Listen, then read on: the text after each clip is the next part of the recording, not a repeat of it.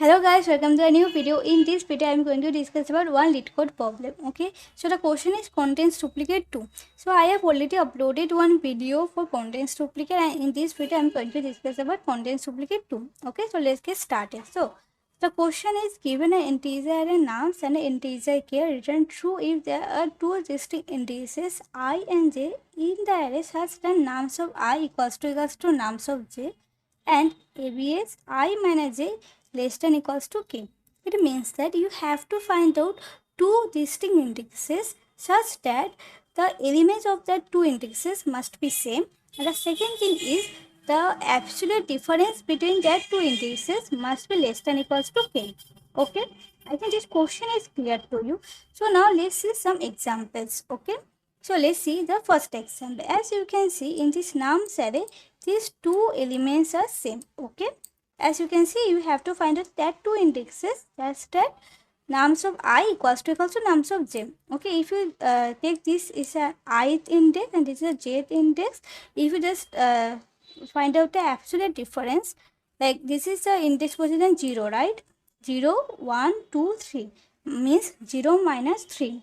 You have to find out the absolute difference. So absolute difference is only 3, right? And is also satisfying this condition also because the k value is 3. So and you also get the absolute difference between the two indexes also 3. So this condition is also satisfied, right? That's why it will give you true. Okay, because they have present their two indexes I and j. Okay, there are two indexes satisfied all conditions. Okay, so now let's check the second example. In the second example, you have these elements, right?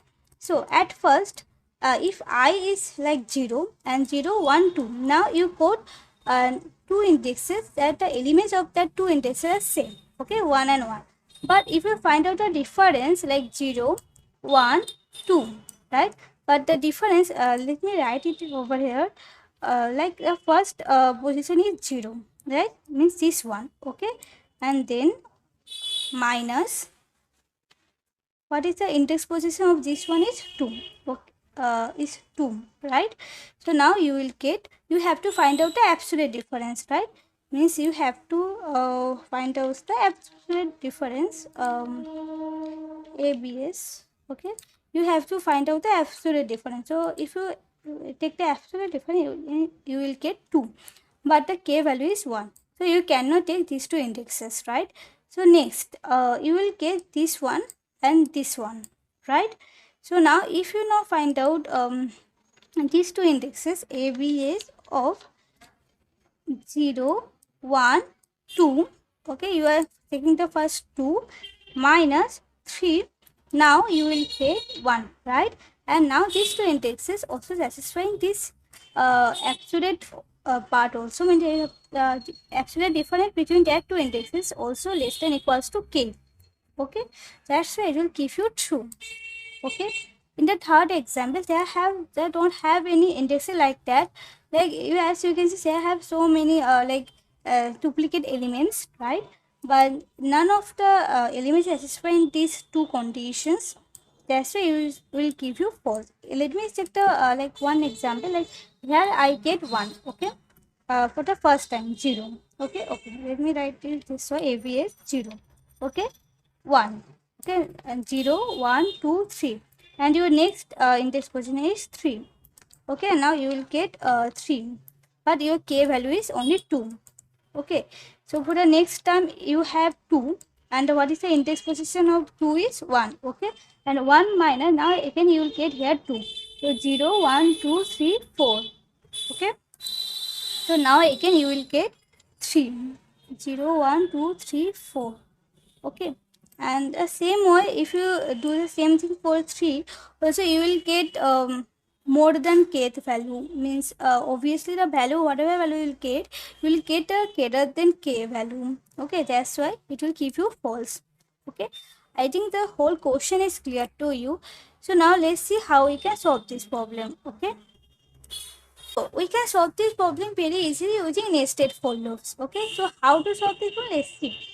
So this is how we can solve this problem. Okay, it's a nested for loop. So it is very simple. Like here I'm taking the I index, okay, and here I'm taking the j index. Okay, the main point is that here I am starting this j from I plus 1. Okay, and next I am just checking this condition. Okay, means this same condition I'm just checking. So if we code any indexes like that, then I will just return true, otherwise I return false. Okay, it's simple, right? So now let's run it.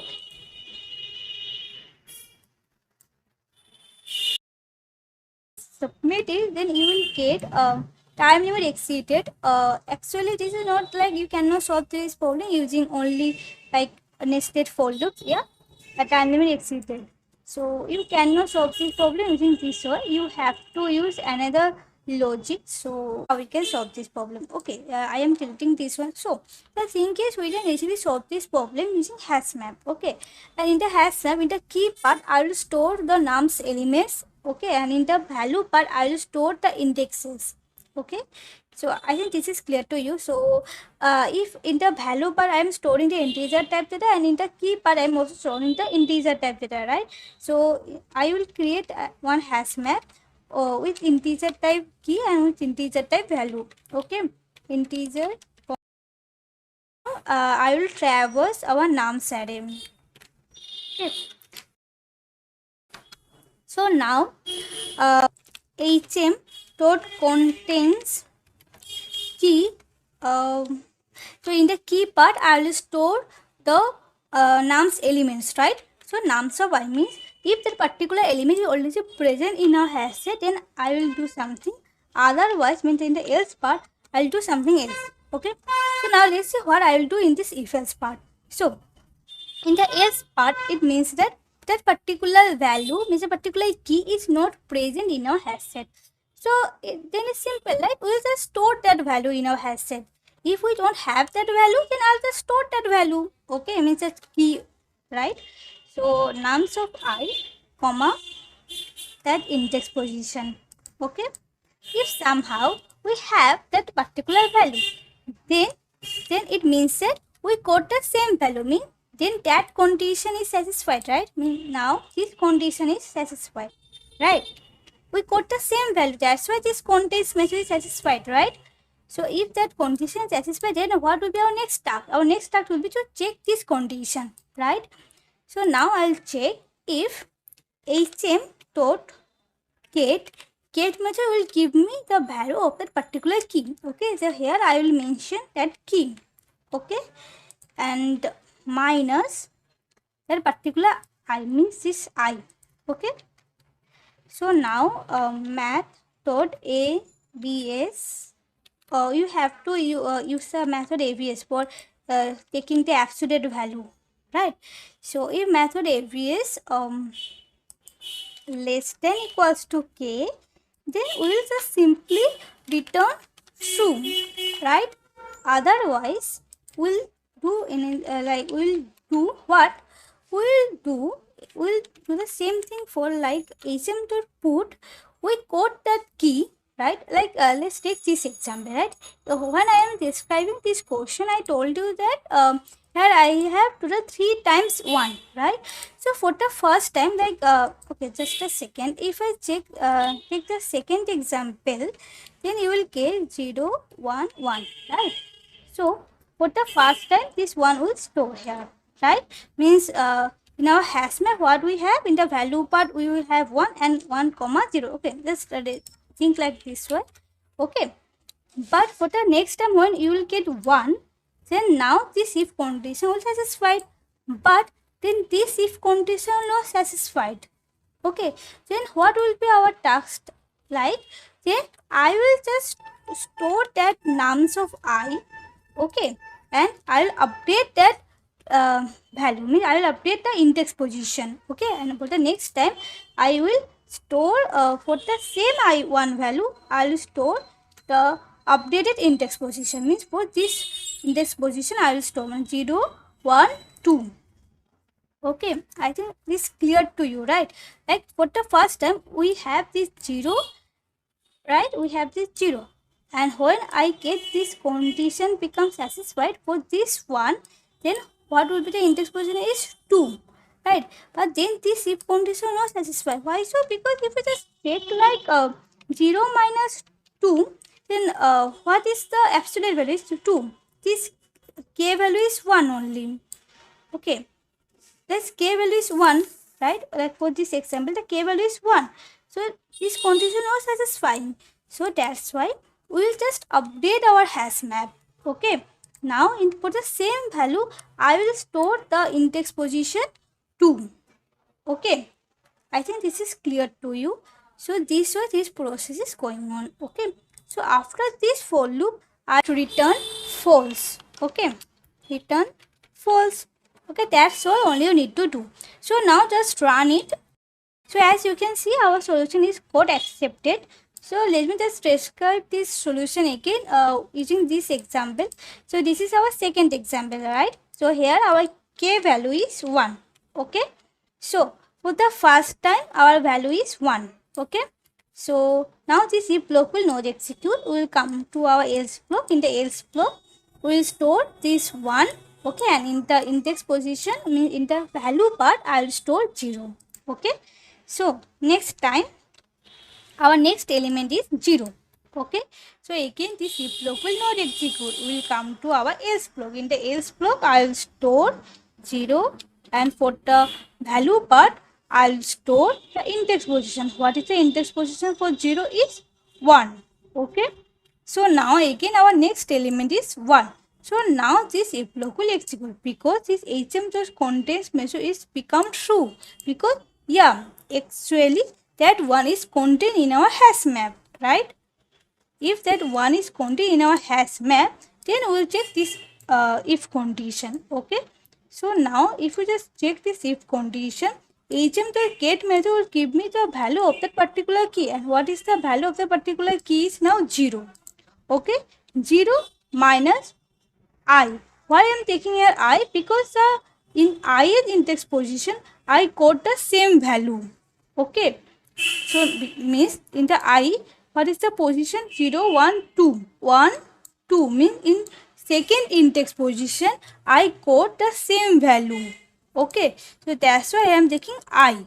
Okay, 0 minus 2. Okay, and now I will get 2. So this will not satisfy. So we will come to our else block. In the else block, I will just update our value. Okay, means for now for key part I will store the same value, but for the value part now I will store 2. Okay, for the next term, what we have again 1. Okay, so now again this if block will execute. Okay, so now again we have 1, and obviously this if condition is now become satisfied, because yeah, obviously that 1 is contained in our hash map. Okay, so now this if log will check. So now as you can see, HM get measure now what it will give me 2. Okay, 2 minus I, and what is the I value now?